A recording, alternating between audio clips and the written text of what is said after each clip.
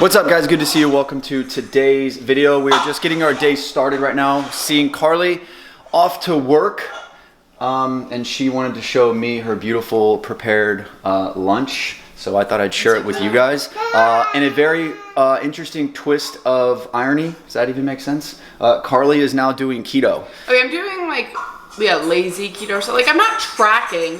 That's fine. But I'm being strict with it. I'm not eating. That's cool. So I don't know if that's lazy or not. It's just you're doing keto and I'm not. So Yeah, for the very first time in our life. Annoying. Paxton wants to say hi. Say hi to everybody. Hi. Say hi, Sawyer. Hi. All right, show us what you got. Well, I know I'm gonna get judged, but I don't even care. I always have one ZV a day. Yes. It's like, one ZV a day keeps the sugar cravings away. sure, yeah. I have a romaine salad. Open it up. Let me see what's inside. It's like Paxton says. Open it up. Let's see what's inside. Let's see what's inside. I'm eating sausage right now. I've got bacon bits. It looks like crap, kind of. I packed it last night. A lot of lettuce and not a lot of toppings is what it looks like. They're at the bottom. Oh yeah, I see I've some got bacon bits. almond slices. Almond slices, pumpkin, or not pumpkin. What's your sunflower seeds? Yeah. Cool. And you're eating sausage that we made in the air fryer. If you guys have not gotten an air fryer, what are you waiting for? 2 hot dogs. This Two is hot dogs. Yeah. Oh, they have a microwave there. Yeah. Okay. And so yeah, this is what I mean by lazy. I don't have time to prep this stuff. Ooh, that looks delicious. Just those heirloom, the wild something tomatoes, and then this I found at BJ's. If you have a BJ's near you, I highly suggest. Yeah, that's nice. We're big fans of mozzarella salads. And it's tomato and mozzarella it's in a famous marinade. Yeah, duh. But it's olive oil or something. So BJ's is kind of like Sam's Club, vinegar. those kind of places down here in Florida. Yeah, no, they have them everywhere. Oh, they do? They have them in Jersey. Look at her. What are you doing? Hey! You're a little monster baby. Who dat? This video and myself is sponsored by Keto Crisp, the best bar in the keto diet space. I love this, so I'm gonna give one of these to Carly for her to take to work. Wait, we had more almond butter and they were hidden up there? Yeah. So they sent us the box of almond butter, and that's our favorite, and we just kind of crushed through all of those. But this, they just came out with. This is a variety pack. So it's got almond butter, it's got the chocolate mint, and it's got the chocolate raspberry. So we'll crack this open and give you one of these. Awesome. If you guys want to try the Keto Crisp bar, I'm going to leave a link in the description below with a little bit of a discount for you. I really do highly recommend it. This stuff is amazing. 2 hours later. Okay, so since Carly is starting the keto diet for the first time in a long time, I thought I'd pass along some beginner keto tips, some things that I kind of reminded her and told her that I just want to pass on to you guys. So the number one tip or piece of advice that I have for anybody starting the ketogenic diet is to keep it simple and clean. Focus on single ingredient whole foods, okay? Do a clean keto diet. So things like eggs, salmon, steak, any kind of red meat, green leafy vegetables, broccoli, spinach, kale, asparagus. Focus on cooking a lot of your proteins and vegetables in butters and oils and things like that to kind of increase the fat intake. Like you saw Carly earlier, make salads and add healthy fats to it, like pumpkin seed, salted sunflower seed kernels, nuts and seeds, some cheese. I think the cleaner and the more simple you can make it in the beginning, the better. I always caution people when they first start the ketogenic diet from going out and making all these crazy elaborate recipes and all these things. Number one, if you're tracking, it makes it very difficult to track all these recipes and all this different stuff. And number two, I feel like you want to control the variables in the beginning, right? You don't want to add too many different crazy meals and stuff, because if it makes troubleshooting a lot harder in the beginning. So keep it simple, keep it basic, and keep it clean. And one more thing about the keep it simple thing. I know a lot of people say you have to track macros and calories. I myself advocate for tracking macro percentages, but it doesn't work for a lot of people, and some people's lifestyle just don't allow tracking. I completely understand, and I promise you, you can get results on the ketogenic diet without tracking calories and macros. That's one of the best parts about the diet. That's what's actually liberated the most amount of people, is the idea that I don't have to track every single thing I eat, I just have to control what types of foods I eat. So keeping it simple can also mean don't worry about tracking calories and macros and overwhelming yourself with that. Just focus on, like Carly said, the food quality. Just make better food choices. Think about more about what types of foods that you are seeking out and putting in your body. Okay, so number 2 is focus on the fat. I think a lot of people make the mistake when they start the ketogenic diet of thinking about the carbs.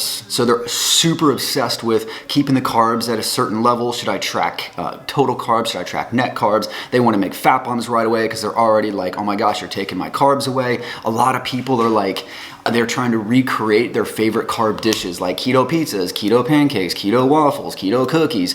That's actually you focusing on what you can't have anymore, which is the carbohydrates. So you're finding all these replacements. That's gonna hurt you in the long run. What you need to be focusing on is the fat.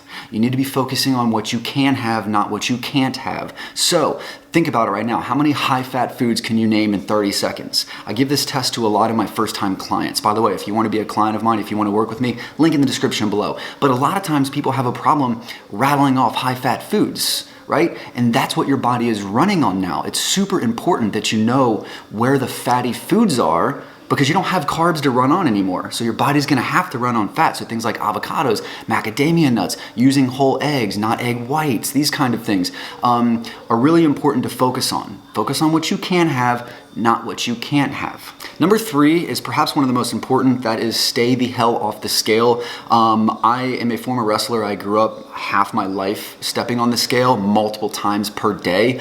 And back then I felt like my life depended on what the number on that scale said. And I feel like a lot of people feel the same way. When you step on that scale and it doesn't show you the number that you want, all of a sudden you feel like you're not making progress. The truth is there's gonna be large fluctuations in the scale. Water weight for females, it depends on your cycle, things like that. If you ever notice when you go to bed, if you weigh yourself before you go to bed, and then you weigh yourself first thing in the morning, you actually lose weight when you sleep.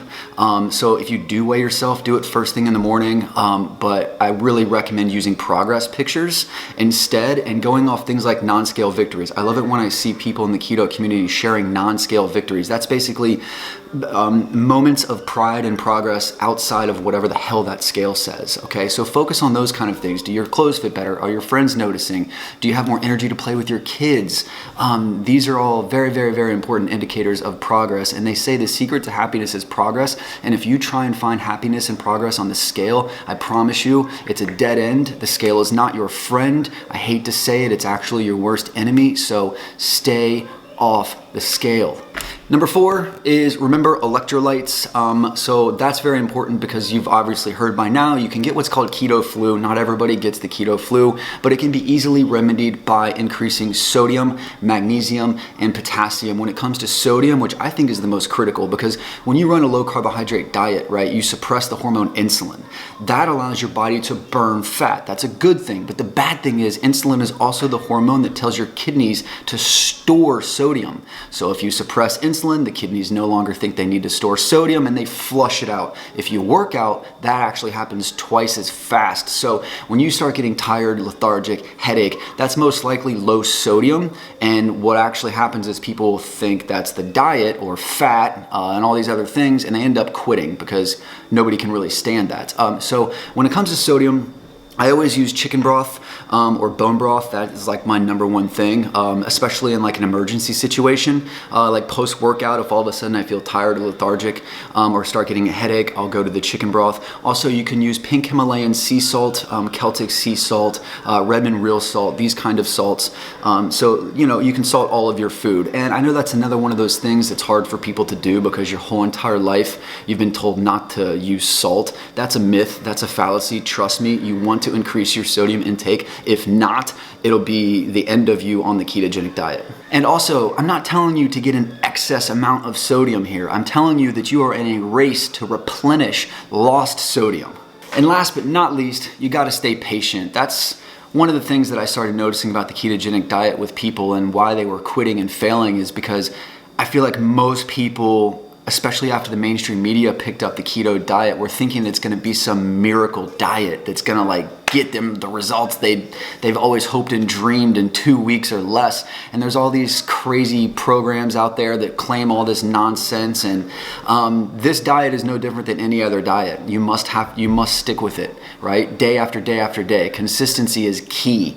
If you're thinking this is going to be a miracle diet, you're wrong. You're still going to have to work hard at it. You're still going to have to make good decisions every single day. You're still going to have to resist temptation, right? You're still going to fail, and you're still going to have to get back up after you fail if you want to succeed. So this diet is no different than anything else, all right? You must stay patient. You must enjoy the journey. This diet definitely works. In my opinion, it is by far the best weight loss, overall general healthy diet there is, and it's easily sustainable because you're not suffering, you're not starving yourself, you're eating foods that you love and enjoy, and it allows you to stay more patient. But just focus on one day at a time, all right? And like I said, enjoy the journey. So Carly, if you're watching this, I'm cheering for you. Anybody else out there that's like doing the ketogenic diet, keep preaching it, keep sharing it with as many people as you can, keep leading by example. If you're sitting here watching this video thinking, I really want to try the ketogenic diet, I just don't know where to start, you can hit me up, click the link in the description below, or email me, jasonwittrock@gmail.com. Also, if you've tried the ketogenic diet before and you've failed, I can help you out there as well. You know, a lot of times it's try, fail, try, succeed. Okay, the ketogenic diet is very, very powerful if done correctly. So if you need somebody to hold you accountable, answer your questions, and be there for you, I'm your guy for that. So thank you guys very much for watching. I love you, and keep working hard. If you haven't subscribed already, please do. Also smash the like button. That helps. Much love, guys.